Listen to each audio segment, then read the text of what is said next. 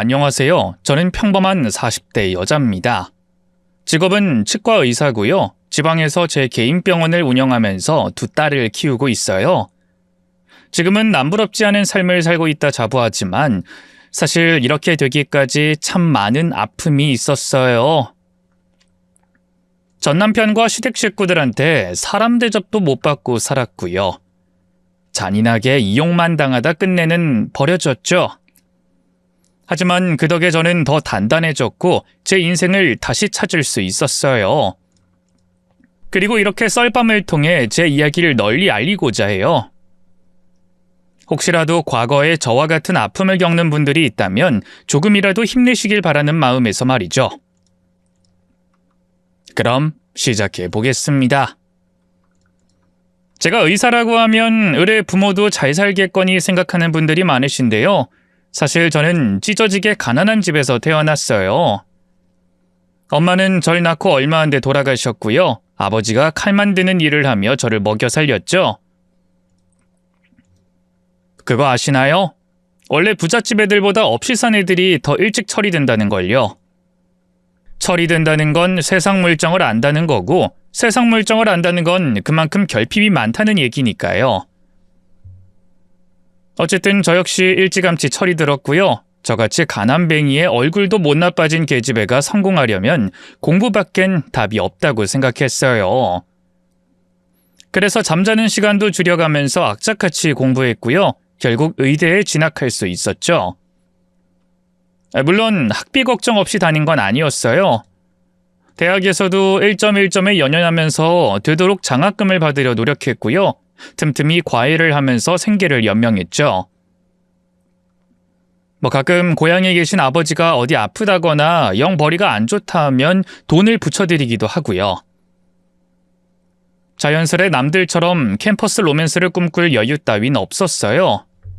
연애는커녕 하루하루 살아내기도 벅찼으니까요. 그런 제게 운명 같은 사랑이 찾아온 건 나이 앞자리가 2에서 3으로 바뀐 어느 날이었어요. 당시 저는 대형 병원에서 어느 정도 경력을 쌓다가 선배가 운영하는 치과에서 페이닥터로 일하고 있었는데요. 그쯤 저희 아버지는 물론이고 주변에서도 어떻게든 저를 결혼시키지 못해 안달이었어요. 요즘에야 비혼이 대세라지만 불과 10여 년 전만 해도 30이 넘도록 결혼하지 않으면 어딘가 부족한 사람 취급을 받곤 했으니까요. 특히나 저는 가난한 집안에서 악착같이 공부해 치과 의사가 된 만큼 주변에선 이제 좋은 남자 만나 편하게 살 차례라며 결혼을 강요했죠. 지인들만 그런 게 아니라 환자들까지 나서서 소개팅을 주선할 정도였으니까요. 하지만 저는 결혼에 별 뜻이 없었어요. 어릴 때부터 혼자 힘으로 살아오면서 누군가 옆에 있는 게 불편하기도 했고 사랑보다는 일에 더 집중하고 싶었거든요. 물론 외롭지 않다고 하면 거짓말이겠지만 선배 병원에서 바쁘게 일하며 하루하루를 보내다 보면 연애는 뒷전이 될 수밖에 없었죠. 그런 제 삶을 송두리째 바꿔놓은 건 어느 날 병원을 찾아온 한 남자였어요. 충치 치료 때문에 내원한 환자였는데요. 마주 앉아 치료 계획을 설명하는 동안 그가 저를 빤히 보더니 갑자기 말을 꺼냈어요. 의사 선생님이 참 단아하시네요. 제 타입입니다. 순간 당황했어요.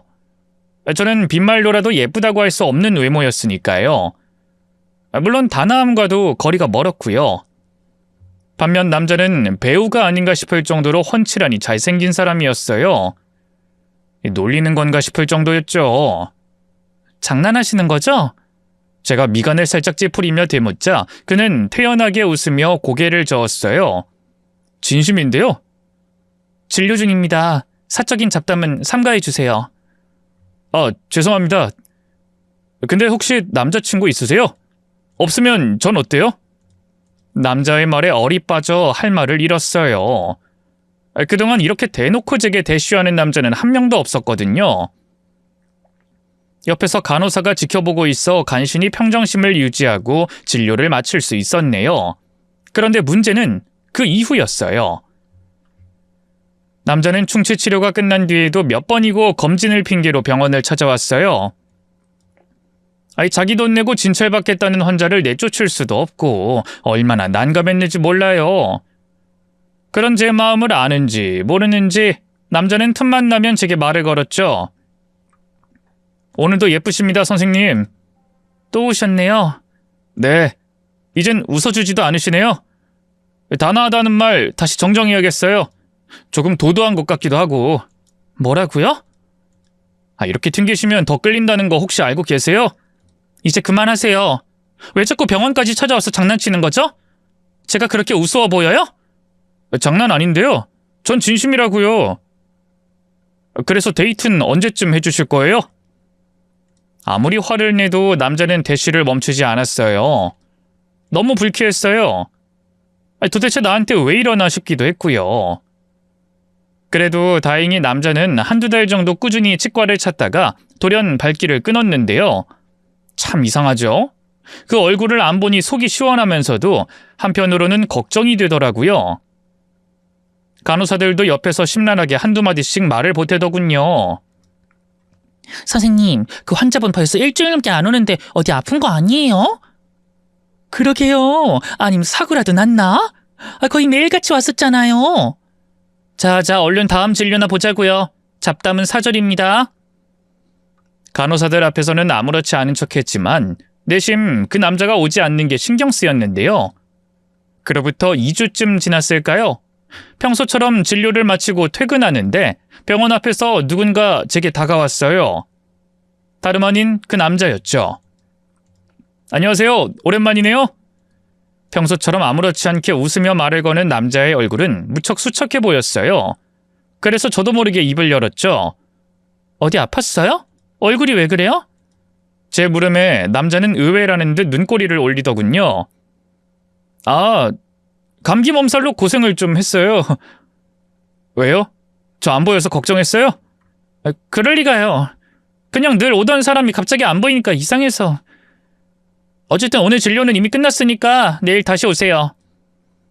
당황한 나머지 그대로 남자를 지나치려고 했는데요. 남자가 갑자기 제 팔을 붙잡았어요. 가지 마세요. 일부러 선생님 끝나는 시간에 맞춰서 온 거예요.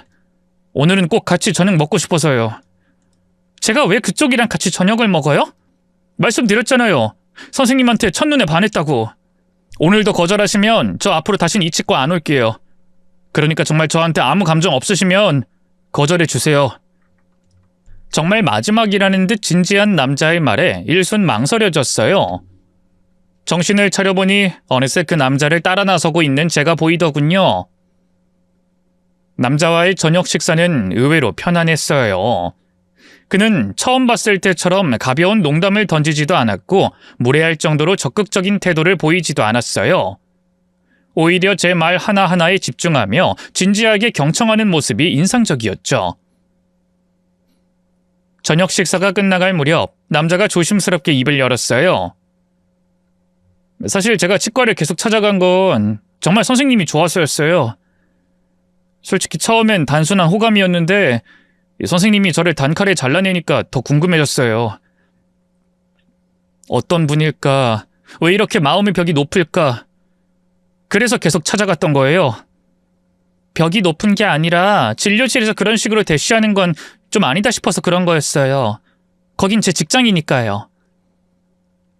제가 단호하게 말하자 그가 쓴웃음을 지으며 고개를 끄덕였어요. 네, 맞아요. 그 부분은 제가 실례했던 것 같아요. 그래서 이제 정식으로 다시 한번 여쭙고 싶어요. 저랑 진지하게 만나보실 생각 없으세요? 솔직히 말하면 그 순간 심장이 살짝 뛰었어요. 저는 남자 경험이 거의 없다시피 했고 이렇게까지 적극적으로 다가오는 남자는 처음이었으니까요. 결국 며칠간의 고민 끝에 저는 그의 고백을 받아들였고 연애를 시작하게 되었어요. 남자친구는 예상보다 훨씬 자상한 사람이었어요. 남자친구는 누구나 이름을 들으면 알만한 대기업에 다니는 회사원이었는데요. 저만큼이나 바쁠 게 분명한데도 시간이 날 때마다 병원 앞으로 잠깐이라도 얼굴을 보러 와줬고요. 밥은 잘 먹었는지, 힘들게 한 환자는 없었는지 늘 세심하게 챙겨줬어요. 어디 그뿐인가요? 제가 환자 진료 때문에 끼니를 거를 때면 도시락을 싸다 주기도 했고요. 밤늦게까지 근무하는 날이면 피곤할까봐 데리러 오기도 했죠. 바쁜 와중에도 틈틈이 저를 신경 써주는 모습에 점점 마음이 깊어지는 걸 느꼈어요. 무엇보다 좋았던 건 남자친구가 제 일을 존중해준다는 점이었어요. 주변에서는 여자가 너무 빡빡하게 살 필요 없다며 결혼하면 일도 그만두라는 식으로 힘들게 의사가 된 저를 후려쳤는데요. 남자친구는 한 번도 그런 말을 한 적이 없었어요.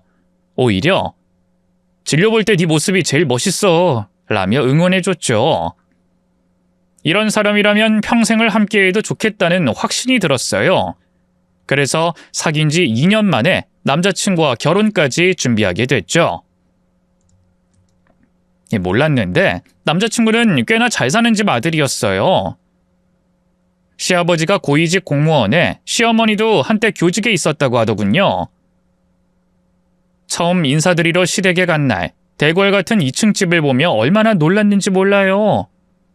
저도 모르게 기가 죽었던 게 사실이에요. 남자친구는 절대 아니라고 했지만 혹시라도 예비 시부모님이 절 반대할까봐 불안에 떨었더랬죠. 하지만 그런 걱정은 기호에 불과했어요. 시아버지는 인자하게 웃는 얼굴로 저를 맞이해 주셨고요. 그 옆에 선 시어머니 역시 제 손을 다정하게 꽉 잡아주셨죠. 네가 영숙이구나. 어쩜 상철이한테 듣던 대로 참 똑부러지게 생겼구나. 아, 네, 안녕하세요, 어머님. 진작에 인사드렸어야 하는 건데 너무 늦게 찾아뵈서 죄송해요. 아이, 죄송하긴. 곧 한 식구가 될 터인데 너무 격식 차릴 거 없다. 너 온다고 해서 오랜만에 내가 직접 요리해봤는데 입에 맞을지 모르겠구나. 응접실로 들어가니 커다란 대리석 식탁 위에 임금님이나 받을 법한 화려한 밥상이 차려져 있었어요. 시부모님은 반찬을 제 앞으로 밀어주며 제가 잘 먹는지 혹 어디 불편한 부분은 없는지 세심하게 살펴봐 주셨죠. 윗물이 맑아야 아랫물이 맑다고 남자친구가 그렇게 다정하면서도 올곧게 큰 건 다 시부모님 덕분이구나 하는 생각이 절로 들더군요. 그때까지만 해도 저는 시부모님이 교양 있고 좋은 분들인 줄만 알았어요. 하지만 결혼 후 그분들의 본색이 드러나는 데는 그리 오랜 시간이 걸리지 않았죠. 시부모님은 제게 바라는 게 아무것도 없었어요. 다른 소위 시자들처럼 안부전화로 사람을 귀찮게 하지도 않았고요. 합가를 하자는 둥 생일상을 차려달라는 둥 과한 요구를 하지도 않았죠. 그분들이 제게 바라는 건 딱 하나였어요. 바로 3대 독자인 남편 다음으로 집안의 대를 이어줄 떡두꺼비 같은 손주를 보는 거였죠. 그리고 시부모님이 보시기에 저는 애를 낳기에 너무 바쁜 며느리였어요. 의사라는 직업 특성상 휴일에도 일해야 했고 당시 저는 평일에 하루 야간 진료도 보고 있었거든요. 언젠가부터 시어머니는 절 볼 때마다 은근슬쩍 제 일에 대해 왈가왈부하기 시작했어요. 새아가, 일하는 거 힘들진 않니? 하루 종일 사람들 입속 들여다보고 있는 게 보통 일이 아닐 텐데. 나 아는 어떤 치과 의사는 그것 때문에 목 디스크에 걸렸다더라. 아, 치과 의사들 중에 목 디스크 걸린 사람들 많긴 하죠. 근데 전 아직 괜찮아요. 평소 스트레칭 같은 거 하면서 신경 쓰고 있고요. 그래? 아니, 그래도 결혼도 했겠다. 그냥 집에서 쉬면 좋을 텐데.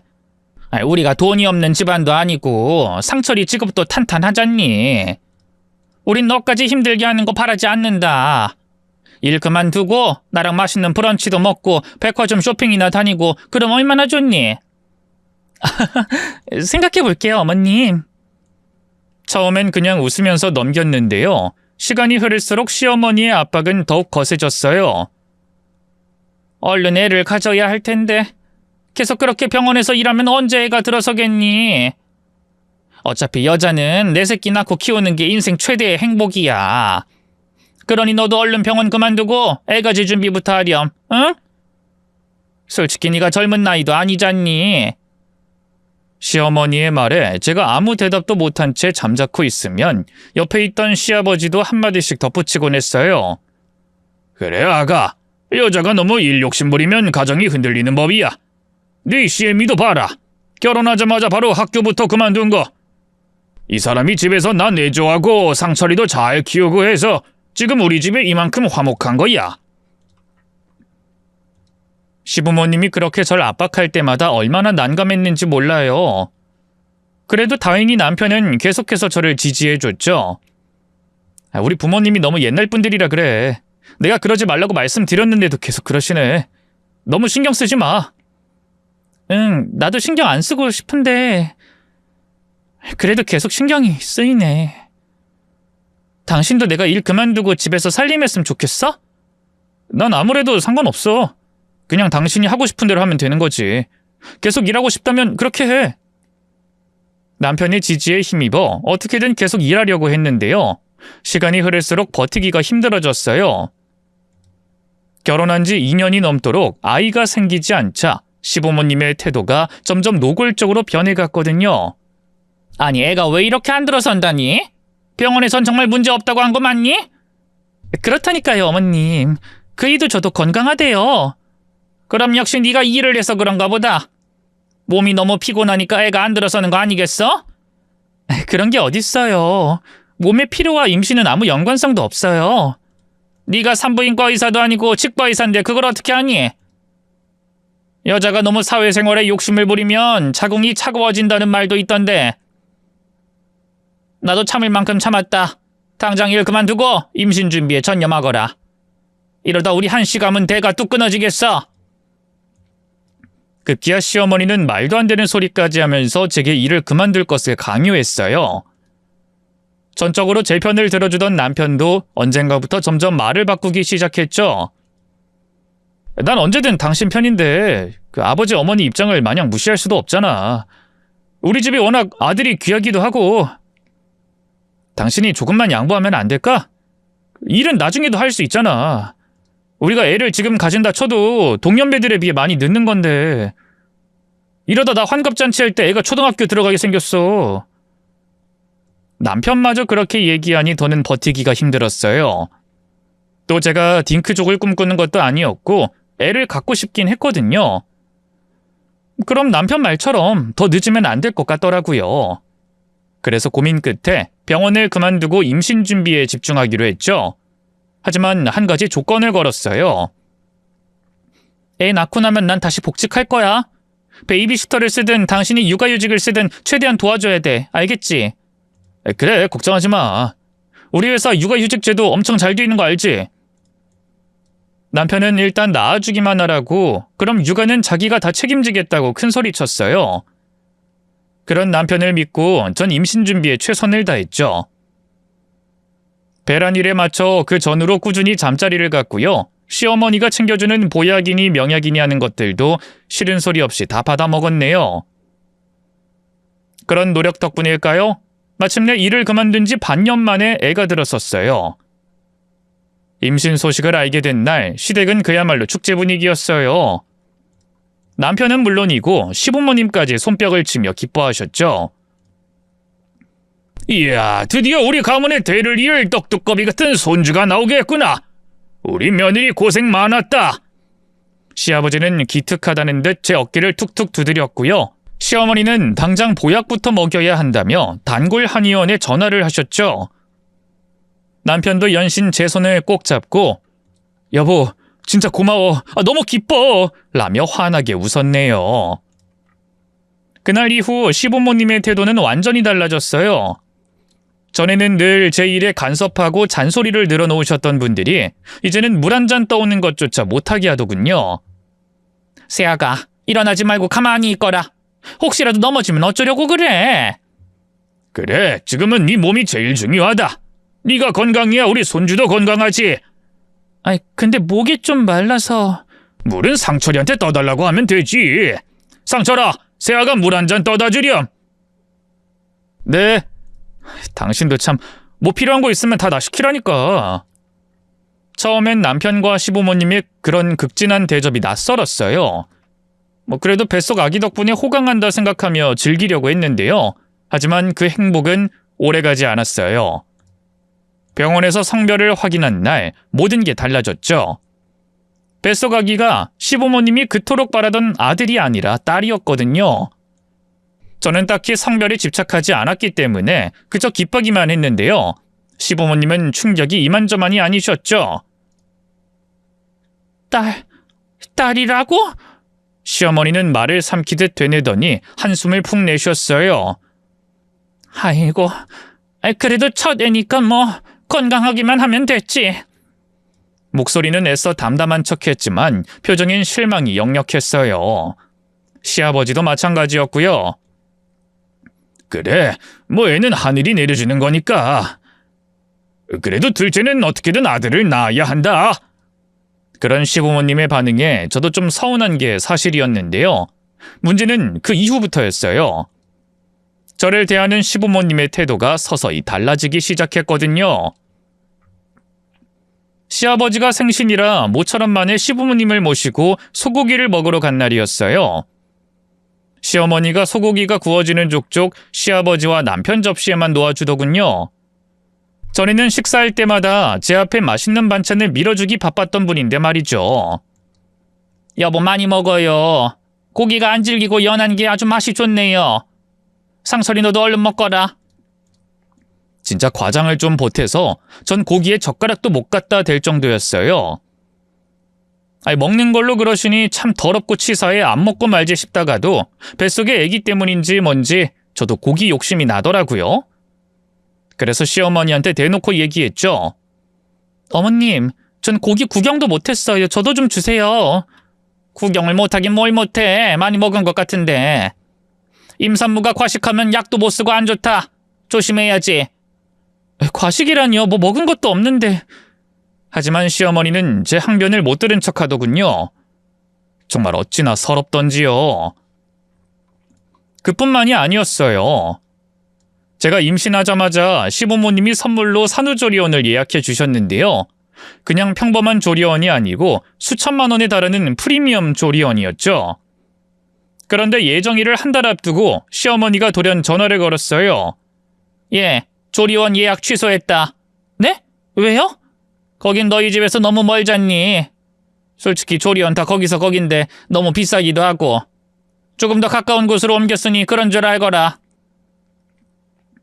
시어머니가 말해준 곳을 검색해보니 생긴 지도 오래됐고 시설이나 서비스도 너무 열악한 곳이었어요. 그래서 다시 전화를 걸어 말했죠. 어머님, 새로 예약한 곳은 전문 조리사도 없는 것 같고 시설도 너무 오래돼서요. 제가 다른 곳 알아보면 안 될까요? 다른 곳을 뭘 더 알아봐? 그냥 내가 예약한 곳 하래도. 그치만 여긴 좀... 그러자 시어머니가 못마땅하다는 듯이 긴 한숨을 내셨어요. 딸인데 뭐 그렇게까지 신경 쓸 필요 있니? 아들 낳을 때나 좋은데 하면 되지. 조리원 비용 네가 내는 것도 아니고 우리가 내주는 거잖니. 어머님 아버님이 안 내주셔도 돼요. 제가 결제하면 되니까. 그게 어떻게 네가 결제하는 거니? 막말로 네가 지금 일을 하는 것도 아니고 결국 다 우리 상철이 주머니에서 빠져나가는 건데. 됐으니까 그냥 그 조리원으로 하자꾸나. 시어머니와 통화가 길어지면 길어질수록 배가 살살 당겨왔어요.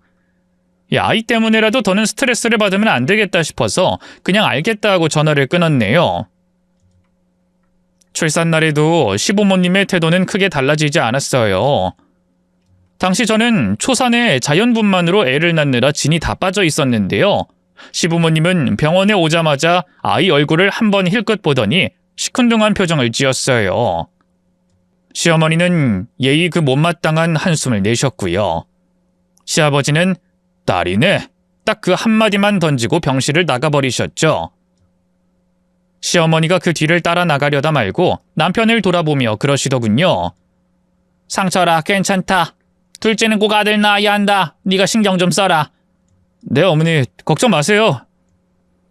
죄 지은 것처럼 고개를 못 드는 남편을 보면서 얼마나 서운했는지 몰라요.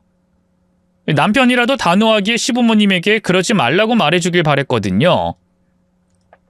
딸은 자식도 아닌가요? 어쩜 출산하느라 고생한 며느리에게 수고했다 말 한마디가 없는지 시부모님에게도 남편에게도 참 실망감이 컸죠. 첫째를 출산한 후 저는 몸을 추스르는 대로 다시 일을 하고 싶었어요. 하지만 시부모님은 결코 일을 허락하지 않으셨어요. 첫째 갔는데도 그렇게 오래 걸렸는데 다시 일을 시작하면 둘째 임신이 더 늦어진다는 게 그 이유였죠. 시부모님의 그런 반응이야 어느 정도 예상했던 일이기에 놀랍지도 않았는데요. 무엇보다 상처가 됐던 건 남편 역시 그런 시부모님의 뜻에 동의했다는 거예요. 저와 있던 약속을 모르쇠하고 손바닥 뒤집듯 태도를 바꿔버리더군요. 내가 돈을 못 벌어다 주는 것도 아니고 당신이 계속 일한다고 고집을 부리는 이유를 모르겠어. 그냥 다른 여자들처럼 집에서 편하게 살림하고 애 키우면 되잖아. 새별에 태어난 지 얼마나 됐다고 다시 일을 하겠대? 단순히 돈이 문제가 아니야. 의사로서 내가 느끼는 직업적 사명감과 뿌듯함이 있다고. 애초에 난 이 얘기를 왜 다시 반복해야 하는지도 모르겠어. 병원 그만둘 때 분명 약속했잖아. 아이 낳으면 그때 내 복직 도와주겠다고. 그건 당신이 아들을 낳았을 때 일이지. 뭐? 당신도 그렇고 어머님 아버님도 그렇고 그놈의 아들! 우리 새별인 사람도 아니야? 누가 그렇대? 비약하지 마. 어쨌든 지금 상황에서 당신 다시 일 시작하겠다고 해봐. 어머니 아버지가 가만히 있겠어? 괜한 분란 만들지 말고 둘째 낳을 때까진 기다려. 남편과의 대화는 더 이상 의미가 없었어요. 그에게 저는 한 사람의 개인이 아니라 그저 아들 낳아줄 존재일 뿐이었으니까요. 첫째를 낳고도 여전히 투명인간 취급을 받으며 지내는 사이 저는 점점 지쳐갔어요. 자연스레 이혼 생각이 간절해졌는데요. 그때까지만 해도 딸아이가 아직 어리니 참고 버티자는 생각이 더 컸어요. 아들만 낳는다면 모든 게 다 좋아질 거란 대책 없는 희망도 있었고요. 하지만 그런 저를 조롱이라도 하듯 이듬해 생긴 둘째 역시 딸이었어요. 병원에서 성별을 확인한 날 남편은 깊은 한숨을 내쉬더니 아무 말 없이 핸드폰만 만지작거렸어요. 그리고 한참 뒤에 그러더군요. 어머니 아버지한테 뭐라고 말하지? 마치 무슨 잘못이라도 한 사람처럼 난감한 얼굴이었어요. 저는 그 반응이 더 화가 나더군요. 애가 잘 크고 있는 게 중요하지 성별이 뭐가 그렇게 중요해? 우리 어머니 아버지를 알면서도 그런 말을 해? 알잖아. 두 분 다 얼마나 간절하게 손자를 원하시는지. 그래서 그게 정상이라는 거야? 됐다. 더 말을 말자. 이러다 또 싸우겠어. 남편은 그대로 뒤돌아 먼저 차로 가버렸어요. 예상대로 시부모님은 난리가 났어요. 시아버지는 아예 제 얼굴을 보려고도 하지 않으셨고요. 시어머니는 대놓고 제게 시집살이를 시키셨죠. 툭하면 불러서 온갖 심부름을 다 시키시고요. 장을 볼 때도 굳이 저를 불러 무거운 물건을 이고지게 하셨네요. 제가 임산부라는 건 아랑곳하지 않으셨죠? 그뿐인가요? 제가 둘째를 임신하면서 유독 입덧이 심했는데요. 밥 냄새만 맡아도 구역질하는 제 앞에서 일부러 고기를 굽고 냄새나는 음식들을 해먹었어요. 아유, 소고기가 어쩜 이렇게 야들야들하니 맛나니? 어멈 너도 좀 줄까? 아니요 어머님 전 괜찮아요. 속이 안 좋아서요. 참나 입덧한다고 너무 까탈 부리는 거 아니니? 애가 건강하려면 엄마도 잘 먹어야지. 시어머니는 그렇게 말하면서 제가 먹지도 못하는 고기를 남편 접시에만 수북하게 올려주더군요. 남편은 아무 말 없이 고기를 받아먹기만 했고요. 정말 얼마나 얄밉던지요. 둘째 딸이 태어났을 때 시부모님은 아예 병원으로 와보시지도 않았어요. 그러다 저녁 때쯤 남편 통해 시어머니에게 전화가 왔는데요. 남편이 전화를 받자마자 대뜸 그러시더군요. 상철아, 셋째는 꼭 아들이어야 한다, 알지? 네 어머니 너무 걱정 마세요.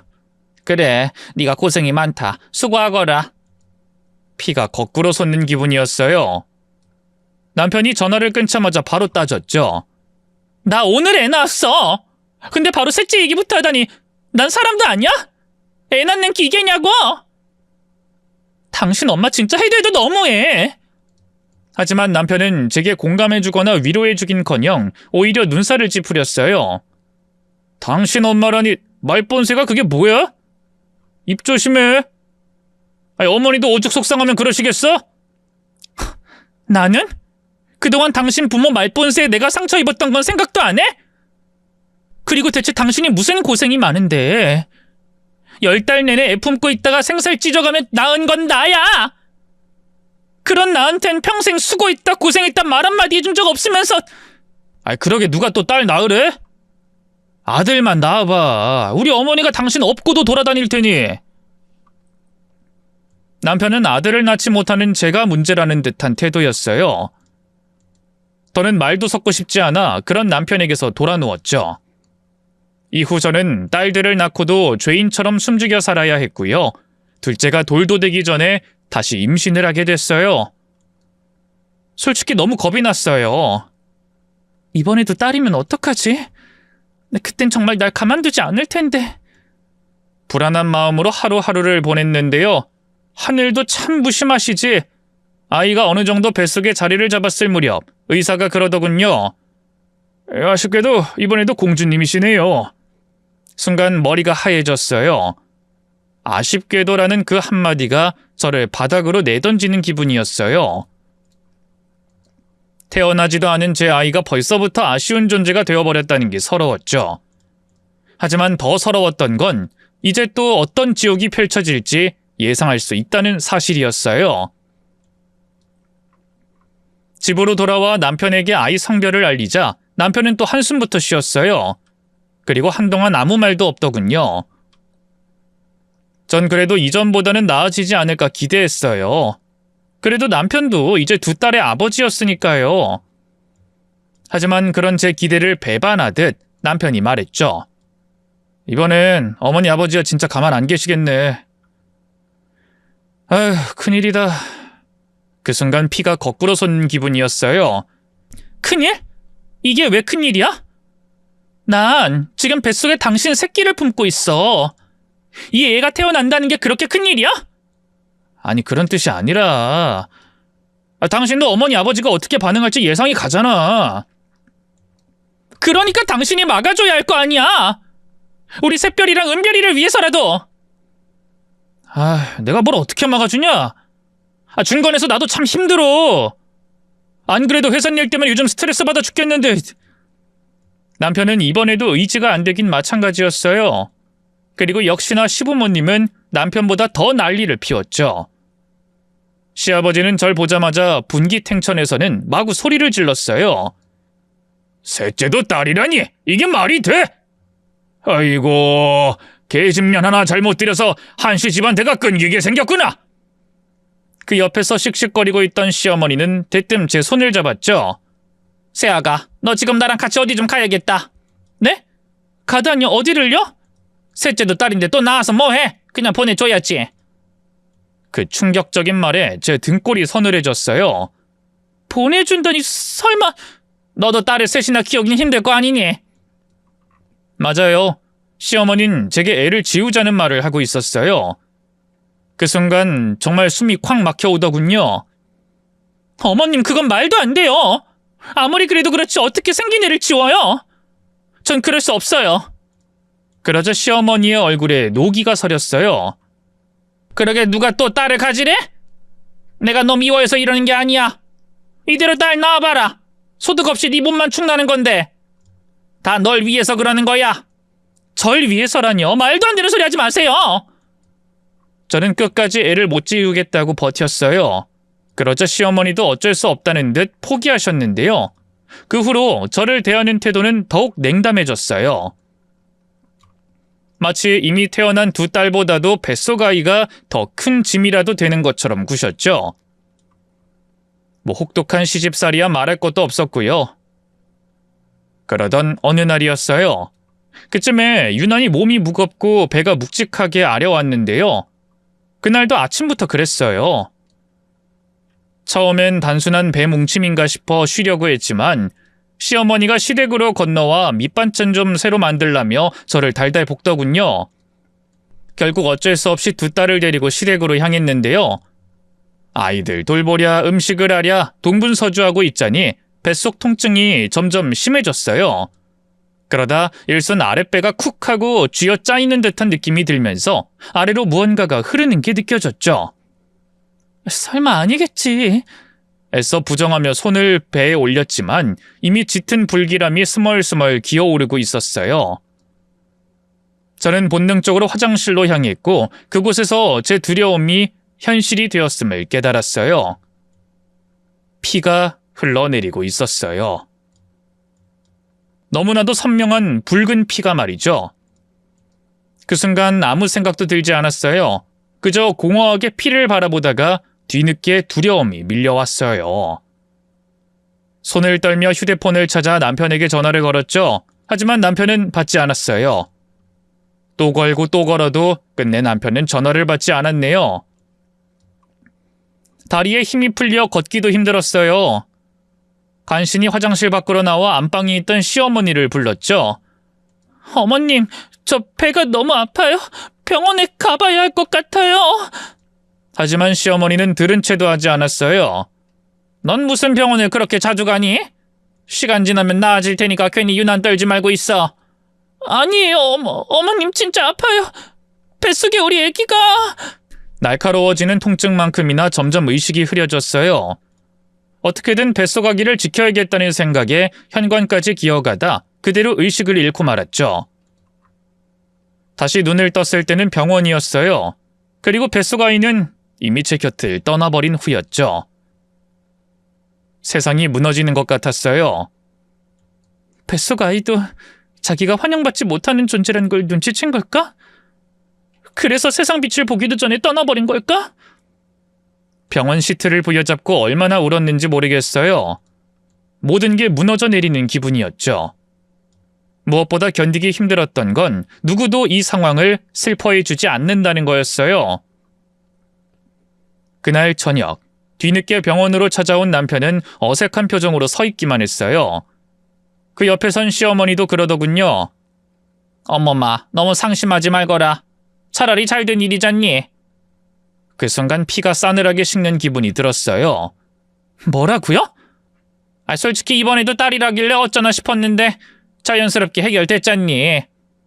너한테 애 지우자고 더 얘기하기도 좀 그랬는데 하늘이 도와준 거지.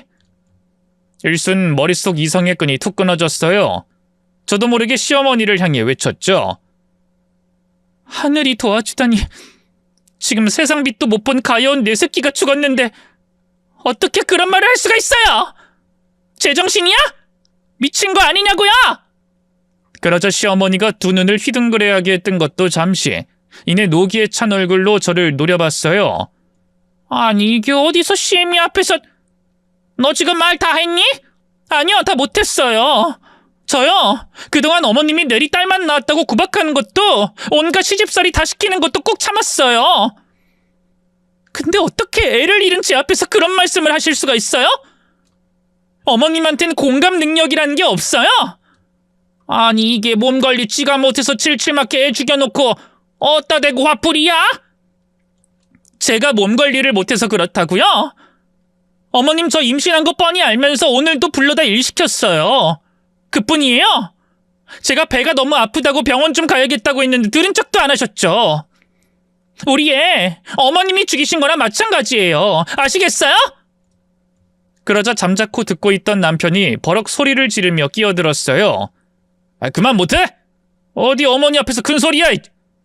이런 상황에서도 시어머니 편을 드는 남편을 보고 있자니 억장이 무너져 내렸어요. 이젠 정말 끝을 낼 때가 왔구나 싶었는데요. 기가 막히게도 이혼을 요구한 건 제가 아니었어요. 오히려 남편과 시어머니 쪽이었죠. 제가 퇴원하자마자 시어머니가 절 불러다 놓고 그러더군요. 어머마, 이미 우린 돌이킬 수 없는 강을 건넌 것 같구나. 네가 아무리 새끼를 잃은 충격에 정신을 놨다고 해도 시애미인 나한테 그러면 안 되는 거 아니니? 100번 양보해 뒤늦게라도 싹싹 빌면 용서해 줄까 했는데 그런 것도 아니고. 솔직히 너도 더는 내 얼굴 못 볼 것 같지 않니? 우리 여기까지만 하자꾸나. 상철이도 그게 좋겠다고 했고. 그 말에 시어머니 옆에 앉아있던 남편을 바라봤어요. 남편은 저와 눈이 마주치자 황급히 고개를 돌려버렸죠. 끝까지 참 비겁한 남자다 싶더라고요. 더는 말도 섞고 싶지 않아서 천천히 고개를 끄덕였어요. 그래요, 좋아요. 저도 더는 당신네들 얼굴 보고 싶지 않아요. 애들은 제가 키울 거니까 그렇게 하세요. 그래, 그깟 계집 애들 어디다 쓸 일이 있다고 데려가렴. 상철이 너도 괜찮지? 네, 어머니. 며칠 뒤, 저는 정식으로 이혼 서류에 도장을 찍었어요. 슬프지 않다면 거짓말이겠지만 한편으론 후련하기도 했는데요. 그런 저를 비웃듯 이혼하고 얼마 안 돼 충격적인 진실을 마주하게 됐어요. 바로 남편에게 제가 모르던 내연녀가 있었다는 사실이었죠. 이혼 후 짐을 정리하다 남편의 노트북이 딸려왔는데요. 거기에 깔린 메신저 앱에서 남편과 상간녀가 주고받은 문자를 보게 됐어요.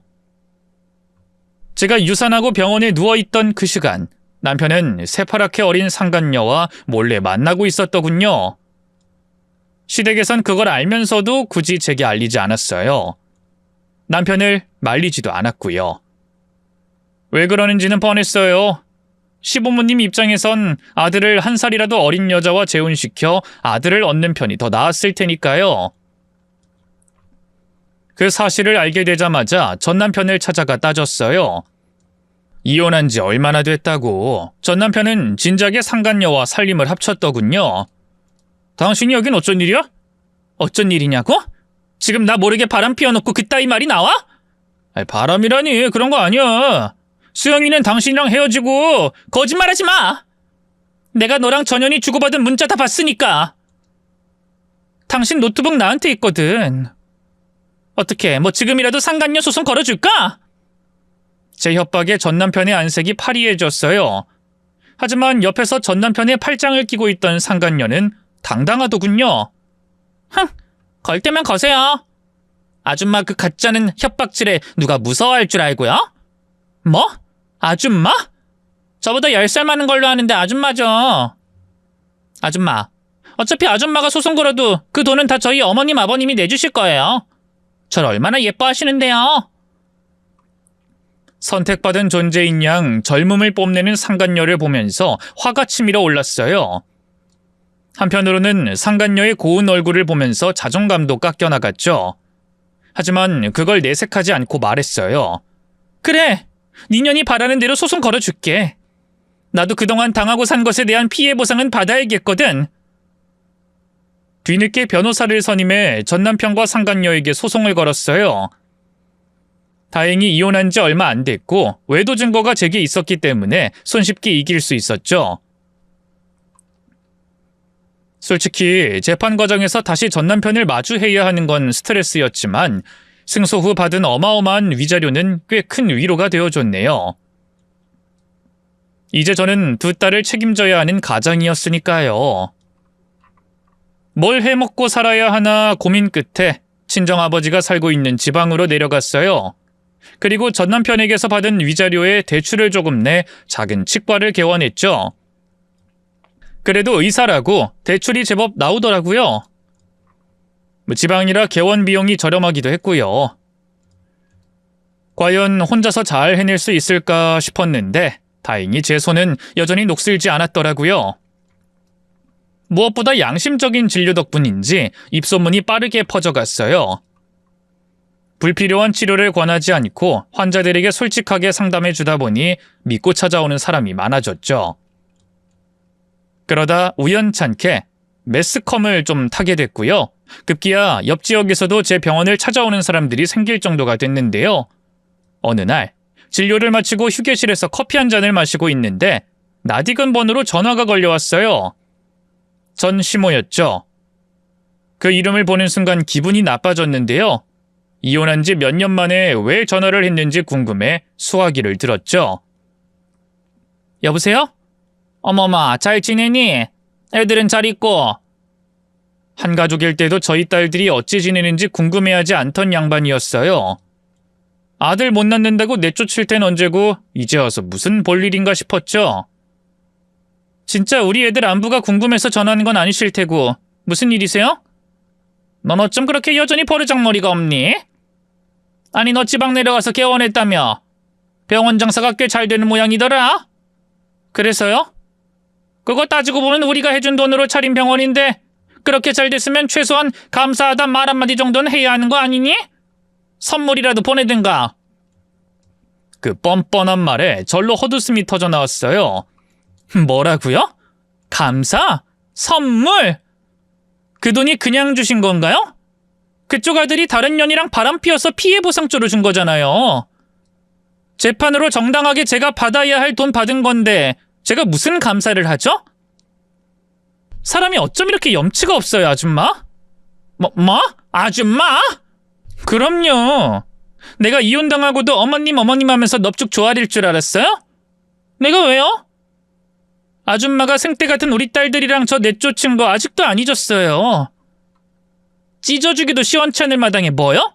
선물을 보내? 저는 더는 옛날에 힘없는 며느리가 아니었어요. 아들 못 낳는 죄인도 아니었죠. 하고 싶은 말을 속 시원히 쏟아내고 바로 전화를 끊어버렸네요. 하늘이 불쌍한 저를 그제야 좀 살펴봐 주기로 결심한 걸까요? 전 시모와의 일이 있고 얼마 안 돼 뜻밖의 만남이 또 있었어요. 오랜만에 두 딸을 데리고 드라이브를 나간 날이었어요. 바쁜 일상 속에서도 아이들과 시간을 보내고 싶어 가끔 그렇게 교외로 나들이를 가곤 했죠. 그날도 분위기 좋은 작은 카페에서 아이들과 음료를 주문한 뒤 창가 자리에 앉았는데요. 문을 열고 들어오는 한 여자가 문득 눈에 띄었어요. 그 얼굴을 어떻게 잊을 수가 있을까요? 여자의 정체는 다름 아닌 전 남편과 재혼한 바로 그 상간녀였어요. 이게 무슨 운명의 장난인지. 그런데 더 놀라운 건 상간녀 옆에 있는 남자였어요. 전 남편이 아니라 전혀 다른 젊은 남자였는데요. 서로 부둥켜 안고 있다시피 팔짱을 끼고 있더군요.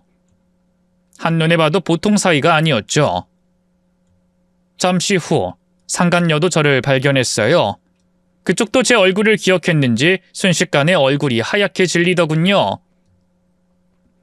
상간녀가 다급하게 남자의 팔에 끼우고 있던 자기 팔을 풀었어요. 그리고는 무심한 척 제게 다가와 말했죠. 어머, 오랜만이에요. 잘 지내셨어요? 우리가 이렇게 안부 인사 나눌 사이는 아닌 것 같은데? 너무 그러지 마세요. 그리고 여긴 제 동생이에요. 미국에서 공부하다가 잠시 들어왔는데 혹시라도 오해하실까봐. 제 눈을 제대로 보지 못하는 불안한 시선 처리와 떨리는 목소리. 누가 봐도 거짓말이었어요. 솔직히 아무 생각도 들지 않았어요. 오히려 전 남편을 생각하면 고소하기만 했죠. 자기가 한 짓을 고스란히 돌려받는다는 생각이 들어서 말이죠. 맘 같아선 바로 전 남편에게 이 사실을 알려주고 싶었는데요. 못하러 또 얽히려 드나 싶더라고요. 어차피 꼬리가 길면 밟힌다고 언젠가는 알게 될 텐데 그냥 모른 체 하고 있자 싶었죠.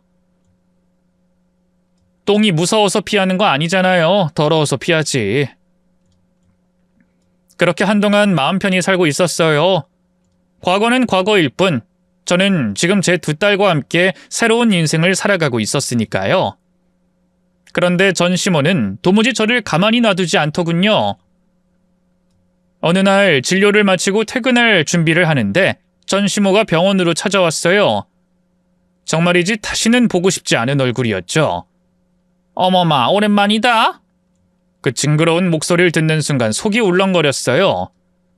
저는 최대한 감정을 억누르고 차가운 얼굴로 되물었죠. 여긴 무슨 일이세요? 무슨 일은 그냥 이 근처 들린 김에 너 어떻게 지내나 궁금해서 와봤지. 참, 너 그거 아니? 상철이 얼마 전에 아들 낳은 거. 그제야 전 시모가 병원까지 찾아온 이유를 알 수 있었어요. 얼마 전에 제가 전화를 그렇게 끄는 데에 대한 양심을 품고 제 속을 뒤집으려고 온 거였어요. 저는 못 낳았던 아들을 상간녀는 낳았다 그거였죠. 너무 유치해서 아무 말 없이 빤히 노려보자 전 시모가 웃으며 제게 핸드폰을 내밀었어요. 그리고 굳이 손주의 사진을 하나씩 보여주더군요. 이거 봐라. 너랑 이혼하고 얻은 내 손주다. 어떠냐? 우리 상철이 닮아 참 잘생겼지 않니? 그런데 전 시모가 보여준 사진 속 아이를 본 순간 저는 굳어버릴 수밖에 없었어요. 그도 그럴 게 사진 속 아이가 며칠 전 본 상간녀의 외도남과 똑 닮아 있었거든요. 날카로운 눈매와 커다란 코, 심지어 그 옆에 난 작은 점까지 판박이었죠. 그걸 아는지 모르는지 전시모가 여전히 우쭐한 얼굴로 저를 내려다보며 말했어요. 애초에 너처럼 나이 많고 하자 있는 여자를 들이는 게 아니었는데 너 때문에 우리 한시 가문 대가 끊길 뻔한 걸 생각하면 아유 정말 늦게라도 내가 정신 차리고 너 소방 마친 게 참 다행이지 않니? 넌 아마 죽어도 우리한테 손주 못 안겨줬을 거야. 안 그러냐? 그 모진 말에도 저는 아무렇지도 않았어요. 아니 오히려 가소롭기만 했죠. 그래서 활짝 웃으며 입을 열었네요. 손주 맞아요? 일순 전시모의 얼굴이 굳었어요. 뭐? 저는 터져나오는 웃음을 참지 못하고 배를 움켜잡았죠. 아이 손주 맞냐고요. 씨가 좀 달라 보이는데? 무슨 헛소리야? 씨가 달라 보인다니 어디서 그런 막말을... 전시모가 노발대발하며 목소리를 높였어요. 전 일부러 느릿하게 팔짱을 끼고 전시모를 바라보며 말했죠. 제가 며칠 전에 카페에서 봤거든요. 당신 며느리? 그 상간녀요. 근데 이상하더라고요. 전 남편이 아니라 전혀 다른 남자랑 있었거든요. 그것도 아주 다정하게 붙어서는 말이죠. 근데 지금 이 애 사진을 보니까 그 남자랑 똑 닮아있네? 말도 안 되는 소리 하지 말거라! 어디 간악하게 혀를 놀려? 혹시 모르니까 친자검사 한번 해보세요. 괜히 남의 애 데려다 키우면서 손주 하면 웃기잖아요. 우리 며느린 절대 그런 애가 아니야. 상철이 아이 맞으니까 그 입 다물어. 그러니까 검사 한번 해보라고요. 뭐가 그렇게 겁나서 이래요? 제가 어깨를 으쓱이며 말하자 전시모의 얼굴이 벌겋게 달아올랐어요. 그러다 이를 꽉 깨물고는 핸드폰을 쥔 손을 부들부들 떨더군요. 그래, 네 말대로 친자검사 한번 해보마. 만약 네 말이 사실이 아니라면 내가 가만 안 둔다. 모욕죄로 고소할 거야. 그래요, 어디 좋을 대로 해보세요. 제 조롱에 전시모는 아무 말 없이 저를 노려보다가 결국 핏발선 눈으로 병원을 박차고 나갔어요. 전시모가 병원을 떠나고 불과 몇 시간도 지나지 않아 전 남편에게 전화가 걸려왔어요. 뜬금없는 연락이었지만 뭐라 할지 뻔해서 받아봤죠. 당신 도대체 우리 어머니한테 무슨 말을 한 거야? 전화기 너머로 들리는 전 남편의 목소리는 이미 짜증이 한껏 묻어 있었어요. 저는 팔짱을 끼고 태연하게 답했죠. 네 엄마가 내 병원까지 직접 찾아와선 자랑스럽게 손주 사진 보여주셨거든. 근데 그 애 얼굴이 며칠 전에 내가 본 네 마누라 애인이랑 똑 닮았더라? 헛소리 하지 마. 수영이가 그럴 리 없어. 어디 가짜는 음해를 하려고... 전 남편은 필사적으로 진실을 부정했어요. 그럴 만도 하죠.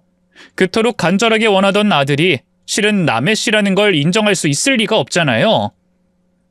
왜? 애초에 가정에 있던 너랑 더럽게 붙어먹은 년이잖아.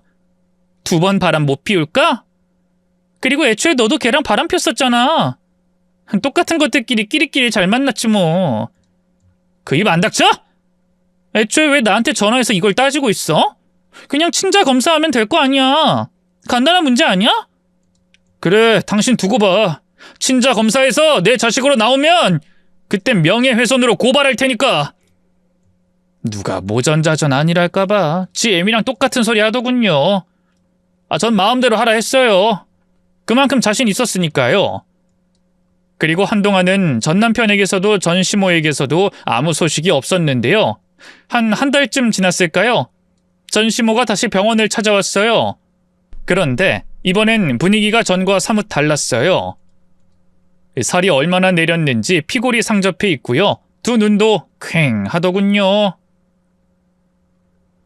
간호사들이 불청객인 줄 알고 내쫓으려 했는데요. 제가 됐다 하고 진료실 안으로 데리고 들어갔어요. 이게 다 너 때문이야. 전시모는 진료실 문이 닫히자마자 떨리는 목소리로 중얼거렸어요. 저는 무슨 일인가 싶어 천천히 바라봤죠. 네 말대로 친자검사 해봤다. 그랬더니... 전시모는 이를 악물고 말을 잇지 못했어요. 하지만 전 이미 답을 알고 있었죠. 아, 아들 아니었구나. 거봐요, 내 말이 맞았죠? 재밌다는 듯 입을 열자 전시모가 치를 떨며 저를 노려봤어요. 하지만 저는 아주 여유롭게 커피 한 모금을 마신 뒤 의자에 몸을 기대며 말했죠. 근데 그건 상간녀한테 따져야죠. 왜 나를 찾아와요? 그 말에 전시모의 얼굴이 더 일그러졌어요. 그 망할 계집애가 애 데리고 도망쳤어. 그것도 우리 상철이 돈까지 싹 빼돌려서. 그제야 퍼즐이 맞춰지더군요. 친자검사가 어떻게 나올지 뻔하니까 상간녀가 미리 선수쳐서 외도남과 함께 해외로 도망쳐버린 거였어요. 그 와중에 돈까지 다 털어갔다니 참 난년이구나 싶더군요. 저도 모르게 웃음이 터져나와서 배를 붙잡고 웃었어요. 망연자실한 전시모의 얼굴을 보고 있자니 너무 통쾌하더라고요. 그러자 전시모가 눈에 불을 켜며 저를 노려봤어요. 너 지금 웃음이 나와? 이게 다 네가 쓸데없는 말에서 벌어진 일이야. 제가 뭘요? 그러게 누가 제 앞에서 손주 자랑하래요? 그리고 전 본대로 얘기한 죄밖에 없어요. 네가 그딴 말만 안 했어도 아무 일 없었을 거야. 너 때문에 우리 상철인 지금 폐인이 돼서 회사도 못 나가고 매일 술만 마시고 있다고. 그럼 내가 말을 안 하는 게 나았을까요? 평생 남의 새끼 뻐꾸기처럼 키웠으면 뭐 행복했을까? 제 말에 전시모는 아무 말도 못하고 저를 노려봤어요. 저는 천천히 자리에서 일어나 마지막으로 말했죠. 그렇게 손주에 집착하더니 결국엔 한시 가문 대가 뚝 끊겼네요. 인과응보라는 게 정말 있긴 한가 봐요. 그러게 좀 착하게 살지 그러셨어요. 제 말에 전시모는 기진맥진한 듯 주저앉으며 울음을 터뜨렸어요. 이게 다 내 잘못이야. 내가 그년을 믿은 게 잘못이야. 그년을 들이는 게 아니었는데. 하지만 저는 더 이상 전시모에게 관심이 없었어요. 진료가 밀려 있었고 전시모는 불청객일 뿐이었죠. 이만 나가주실래요? 네가 어떻게 나한테 이럴 수가 있어? 이 병원도 다 우리 한씨 집안 돈으로 차린 건데. 헛소리 그만하시고.